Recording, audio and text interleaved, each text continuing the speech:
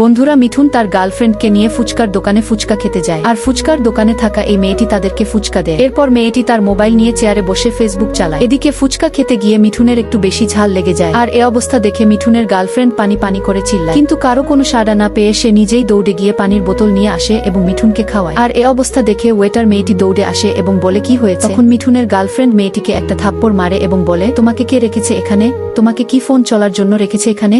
কিন্তু মেয়েটি ইশারায় বলে, আমার কানের সমস্যা এবং আমি কথা বলতে পারি। এসব শোনার পরও তারা তাকে অপমান করে চলে যায়। এদিকে দোকানের ম্যানেজার এসে মেয়েটিকে বলে, দেখো, তোমাকে আমি আর আমার দোকানে রাখতে পারবো না, তোমাকে এখানে রাখলে আমার দোকান লাটে উঠে যাবে। একথা বলে মেয়েটিকে তাড়িয়ে দেয়। পরদিন মেয়েটি কাজের সন্ধানে বের হবে বলে রেডি হচ্ছিল, হঠাৎ তার মায়ের হাঁপানি বেড়ে যায়। এই অবস্থা দেখে মেয়েটি ওষুধের বোতল হাতে নিয়ে দেখে বোতলে কোনো ওষুধ নাই। তারপর সে দৌড়ে বাজারে যায় এবং একটা ফার্মেসি থেকে ওষুধ নেয়। কাছে টাকা না থাকায় সে ওষুধের বোতল নিয়ে দৌড় মারে, কিন্তু ওষুধ নিয়ে এসে দেখে তার মা পরপারে চলে গেছে। বন্ধুরা, নেক্সট পার্ট পেতে ভিডিওটিতে একটি লাইক দিয়ে চ্যানেলটি সাবস্ক্রাইব করে দাও, আর ভিডিওটি কেমন লাগলো তা কমেন্ট বক্সে লিখে যাও।